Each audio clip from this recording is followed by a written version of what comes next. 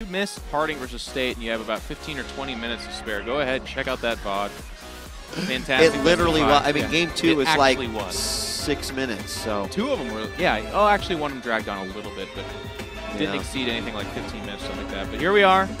Hopefully a much more competitive match. SKMC versus CJ Entis Hero. It's ESFI going up against, or not ESFI, excuse me, ESF. Is that what it is? ESF? Yeah, okay, I just added the I for you added the I. He's not a part of the journalism organization. He's not. It's KESPA versus ESF. I'm really excited about this. All right, let's introduce our players here in the northeast position as the Red Protoss. This guy has been a staple in the StarCraft community since the Koreans have been introduced. It is SKMC. And in the southwest position as the Blue Protoss, it may be that PvP is his least winning matchup, but we'll see how he does here. It's CJ's Hero. Yeah, 36%.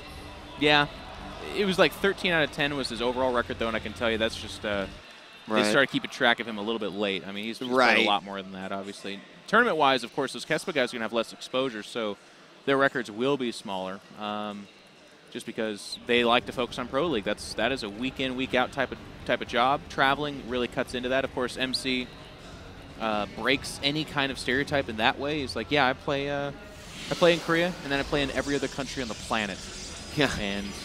And he somehow manages to maintain, you know, consistency, which is one of the hard things. We've talked about that before, is that, you know, when you travel, you can begin to sacrifice that consistency. And as well as you make yourself more public, you become more accessible to those opponents that you're going to face later on. That's absolutely right. Yeah. And somehow, $350,000 later, he has still been winning. So it's just been absolutely stunning that he could do that. Getting into this match here a little bit, ladies and gentlemen, I want to first and foremost thank you for joining us. This is the 2013 Winter Championship here at MLG Dallas. But PvP is not what it used to be, okay? So a lot of people, myself included to a certain extent, in Wings Liberty would roll their eyes. It's Protoss versus Protoss. Like, especially with MC, he was very fond of foregating or any kind of like early Blink stalker tactics. But now, Blink has been pushed back in research time. You cannot warp in on the high ground. The Mama Ship core requires a whole lot of babysitting, but also in the hands of a delicate warrior, it can be the most useful thing you get in the early game. And even beyond that, the Stargate is viable with detection on it. He's going to do that proxy Stargate, isn't he? You're absolutely right. You've called it. But to finish out my speech, I'm just saying, give PvP a chance because it's much more dynamic, it's much more exciting, and it is no longer just a gateway foregate fest. It's not determined, or excuse me, it's not dominated by that. Instead, it's a thing of the past, and I find it really exciting. All right, so the Stargate goes down, but what I really want to ask you about Heroes Pro, because he comes in and he immediately sees fully occupied 2 gases, and he has to be going, all right, well, what's your plan? What's your plan here? But how far does that tell go for him? I'll tell you what, the sickest thing in the entire world would be if he made a read off of this, because right now, the only thing that's giving away that there could be a proxy tech going on is the fact that there's no Mama Core being built. It's kind of like, okay, well, where's that other 100 gas? But otherwise, this is completely inconspicuous. He did not see that Twilight Council. MC just went right through Hero's base, but went right past that Twilight Council. Now the Stargate's done. Here's the first Oracle coming out, and this is. Go ahead. I'm sorry, I was jumping. No, I was just going to say, like, for those that haven't seen the proxy Stargate, this is kind of what it is. You get those oracles out. They've got that initial energy right out there. In fact, look, it is rallied right to that mineral line. Interesting, actually. I was expecting it to be Dark Shrine, but it ended up being Blink. I started to think it might be Blink with the 2nd and 3rd gateways being added at this time.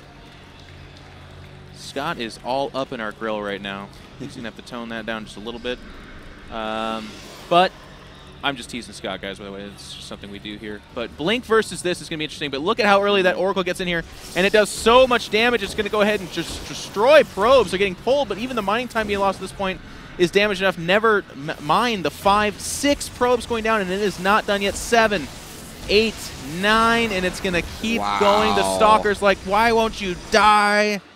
And it's going to leave here with 10 probe ears on its belt. I mean, you know, I could have 13 Mutalisks and not even kill 10 workers. It's just, it goes to show. And the 2nd Oracle is out now. So you know, keep in mind that there is still, and hold on, Hero is advancing forward. He had that forward proxy pylon, and there are just 2 stalkers here with 3 ready, but he's got 3 gateways, and I think he's going to be okay here. Well, this is an all-in of sorts. Watch the Oracles. They're like, I guess I just go in here and kill all of your probes, and that's exactly what's happening. Oh, man. And yes, he has Blink, and yes, he has a Mama Core, but I just feel like the economy of MC is going to allow him to eventually whittle down those units. Like right now, yes, Hero is the better aggressor inside that base, but with no money behind this, MC could just eventually kill enough. Oh, and the Mama Core almost focused down there. Now, he decided to spend his energy on the Time Warp, and there it goes. So both players, wow, it's just a Time Warp